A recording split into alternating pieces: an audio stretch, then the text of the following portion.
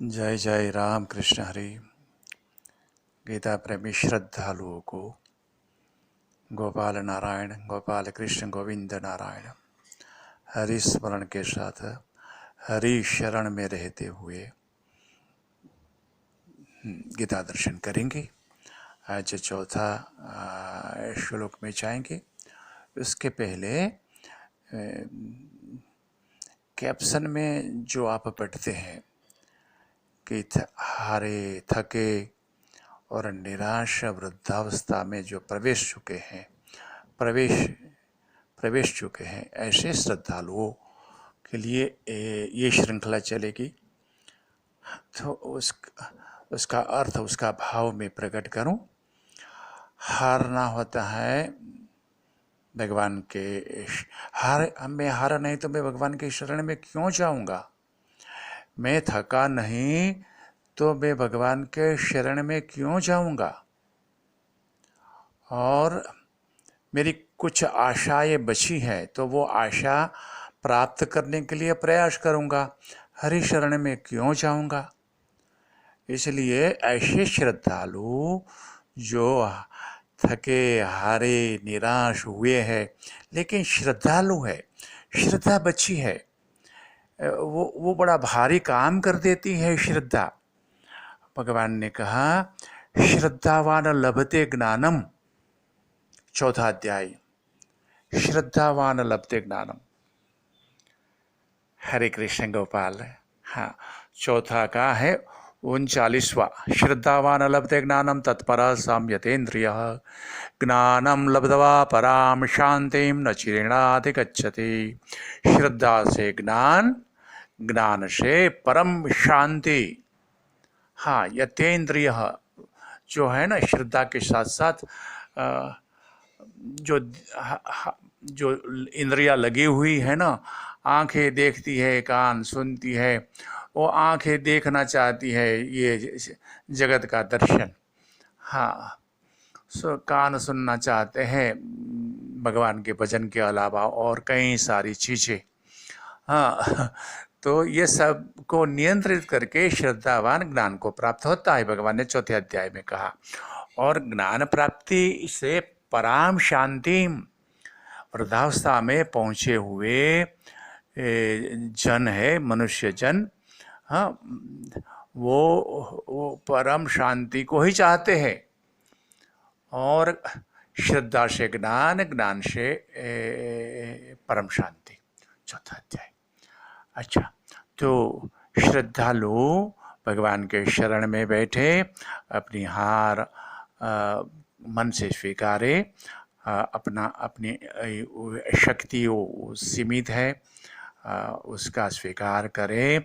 हमारी समझ बुद्धि आदि सब कुछ नहीं है ऐसा स्वीकार करके भगवान में ही आशा बनावे और आशावंत बने केवल भगवान में, क्योंकि श्रद्धा है ना, तो श्रद्धा से ये काम हो जा सकता है। हाँ, गोपाल कृष्ण, गोपाल कृष्ण। तो आज शुरुआत तो चौथा श्लोक की बात रही, लेकिन श्रद्धालुओं के लिए ही ये 5 मिनट का एक क्लिप अलग ही बना लेते हैं, क्योंकि नहीं तो वो विस्तार करने में थोड़ी दौड़ा दौड़ी नहीं, विस्तार करने में नहीं, विस्तार हो जाता है और समय मर्यादा में पूरा करने के लिए दौड़ा दौड़ी हो जाती है। तो ऐसा नहीं करेंगे। अभी मुक्ति से पहले श्रद्धालु भगवान के प्रेमियों को, गीता प्रेमियों को ये 2 शब्द की बातें पूरी कर लें, फिर चौथा श्लोक के लिए एक नई क्लिप बनाएंगे। तो यही अच्छा रहेगा। अभी अभी ध्यान में आया मुझे, तो ऐसा निश्चय हो गया। निश्चयात्मिका बुद्धि कहे कुरुनंदना। भगवान ने दूसरे अध्याय में कहा निश्चयात्मिका बुद्धि, केवल भगवान का ही भजन करना है, सबका कल्याण मंगल हो ऐसा ही सोचना है। हाँ? किसी से द्वेष नहीं, किसी की निंदा नहीं, ऐसा सब मन में निश्चय करके। हाँ, अंदर जो बैठा है ना भगवान, 15वां अध्याय में भगवान बताएंगे सर्वस्य चाहम हृदय सन्निविष्टो, सर्व के हृदय में मैं बैठा हूँ। 10वां अध्याय अहम आत्मा गुड़ाकेश सर्वभूताशय स्थित, सर्व के हृदय में बैठा हुआ मैं सब भूत प्राणी मात्र का मैं आत्मा हूँ। 10वां अध्याय 20वां श्लोक। ईश्वर सर्वभूतानां हृदय अर्जुन तिष्ठति। 18वां अध्याय 51 का 51। हाँ, तो भगवान तो है, हम श्रद्धालु है और ऐसा नहीं मानते हैं कि भगवान मेरा आत्मा है, भगवान में मेरा प्राण है, भगवान मेरा जीवन है, भगवान ही भगवान, भगवान ही भगवान, भगवान ही भगवान। निराशा चली जाएगी। हाँ, भक्ति का आनंद आने लगेगा। भगवान गोपाल गोपाल, कृष्ण कृष्ण, राम राम।